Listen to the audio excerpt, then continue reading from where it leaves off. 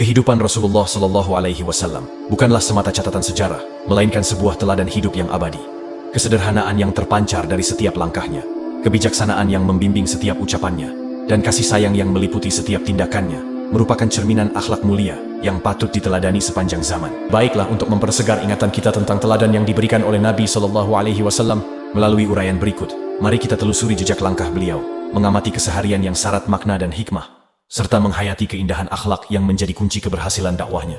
Adalah Nabi Shallallahu Alaihi Wasallam itu manusia paling penyabar, juga pemberani adil dan bijaksana, pandai menjaga diri, tidak pernah sekalipun tangannya menyentuh kulit wanita yang bukan mahramnya. Beliau adalah seorang pemurah, tiada pernah bermalam pada beliau uang dinar atau dirham.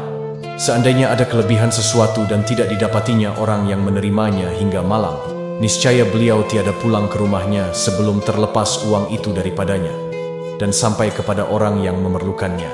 Beliau tiada mengambil dari apa yang telah dianugerahkan oleh Allah, kecuali makanan sehari-harinya, yaitu tamar, kurma kering, dan syair atau gandum. Selebihnya didermakan di jalan Allah. Tiada orang meminta sesuatu kepada beliau kecuali diberinya.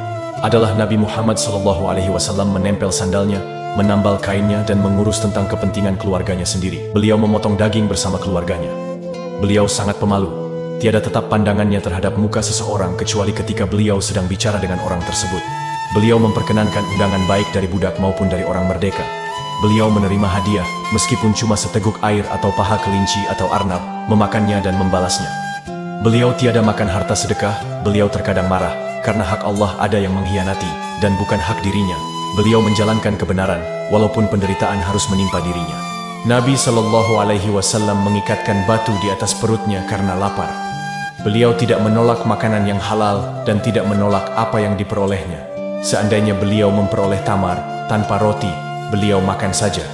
Kalau beliau memperoleh makanan panggang, beliau pun memakannya. Kalau beliau memperoleh roti gandum atau syair, beliau makan. Kalau beliau memperoleh susu tanpa roti, beliau pun mencukupkannya. Dan kalau beliau memperoleh buah semangka atau buah kurma yang belum kering, beliau makan.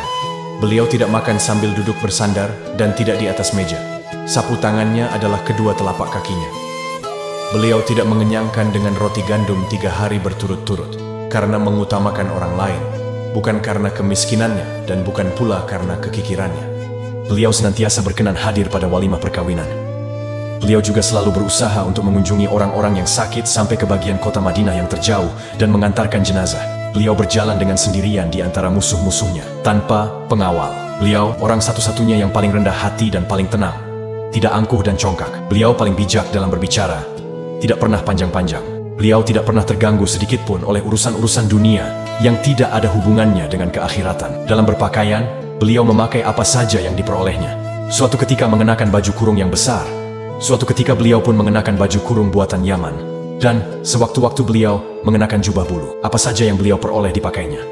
Cincin beliau terbuat dari perak, melingkar di jari manisnya. Dalam perjalanan, beliau senantiasa diikuti oleh hamba sahayanya atau orang lain. Beliau menggunakan kendaraan apa saja yang memungkinkan. Sekali kuda, sekali unta, sekali bagal berwarna kelabu, sekali keledai, dan acap kali berjalan kaki telanjang, tanpa kain selendang, tanpa sorban dan tanpa peci.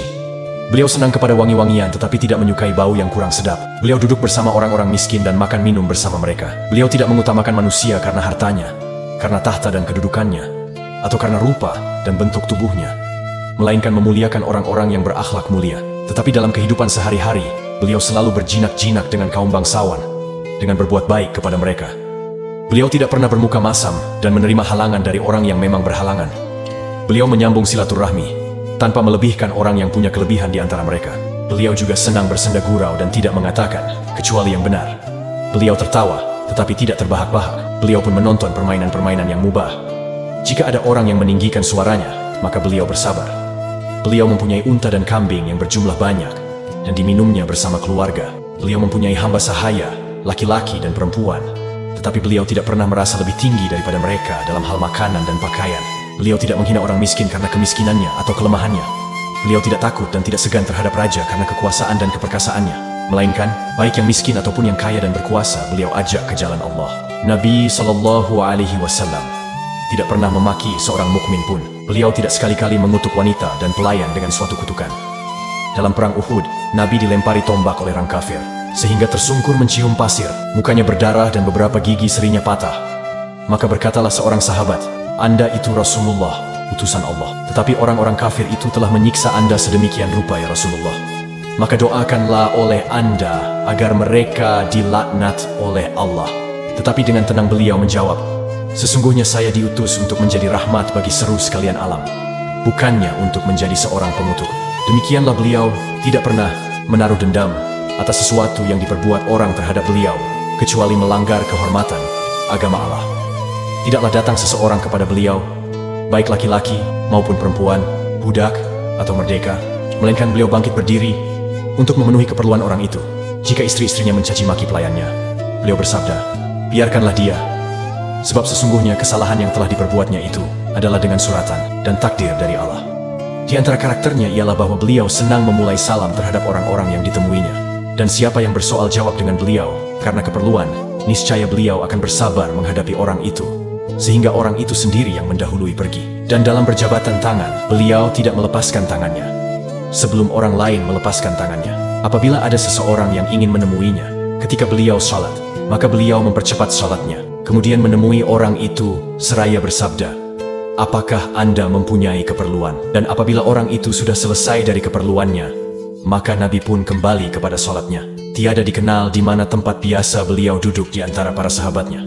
Sebab beliau tidak pernah memilih tempat duduk, melainkan di mana saja tempat duduk terluang, maka di sanalah beliau duduk. Beliau tidak pernah memanjangkan kakinya di antara para sahabatnya, sehingga tidak menyempitkan terhadap seseorang pun. Nabi SAW tiada mencela sesuatu tempat tidur, melainkan seandainya sudah dibentangkan tikar untuknya, niscaya beliau tidur di sana. Dan jika tiada dibentangkan tikar, maka beliau pun berbaring di atas lantai.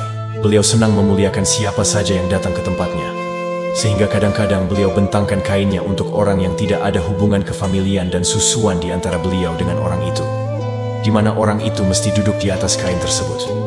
Beliau mengutamakan untuk orang yang masuk ke tempatnya dengan bantalnya untuk didudukinya. Kalau orang itu menolaknya, niscaya beliau berazam sehingga orang itu melakukannya. Beliau senantiasa menghadapkan wajahnya kepada tiap-tiap orang yang berada di hadapannya, sehingga tempat duduknya, pendengarannya, pembicaraannya, kelemah lembutannya, kebaikan dan penghadapannya adalah bagi orang yang duduk itu. Dengan demikian, setiap orang merasa bahwa dirinya yang terbaik dan termulia di hadapan Nabi SAW. Nabi SAW memanggil para sahabatnya dengan penuh hormat dan dengan panggilan yang sangat menyenangkan hati untuk menarik mereka dan memuliakannya. Dan beliau pun memberi gelar atau julukan kehormatan bagi orang yang tiada mempunyai kehormatan. Lalu beliau memanggil orang itu dengan gelar kehormatan yang telah diberikannya itu. Beliau pun memberi gelar kehormatan kepada kaum wanita yang rela mempunyai dan mendidik anaknya. Beliau pun memanggil anak-anak dengan panggilan yang disenanginya, sehingga jinaklah hati mereka. Beliau adalah manusia yang terjauh dari kemarahan dan yang paling lekas memaafkan suatu kesalahan. Beliau adalah manusia yang paling menyayangi manusia, manusia terbaik yang harus diteladani manusia, dan manusia yang paling bermanfaat bagi manusia-manusia lainnya. Ini adalah gambaran yang sangat singkat tentang perilaku teladan dan jejak langkah orang yang paling berpengaruh dalam sejarah kemanusiaan. Keagungan Nabi Muhammad SAW melampaui batas tinta dan kertas lautan hikmah, manifestasi sempurna kasih sayang ilahi, memberikan pembelajaran kepada kita bahwa beliaulah satu-satunya manusia yang pantas menjadi figur dan teladan segala aspek kehidupan seluruh umat manusia. Allahumma sholli wa sallim wa barik ala Sayyidina Muhammad. Semoga bermanfaat. Wallahu a'lam bishawab.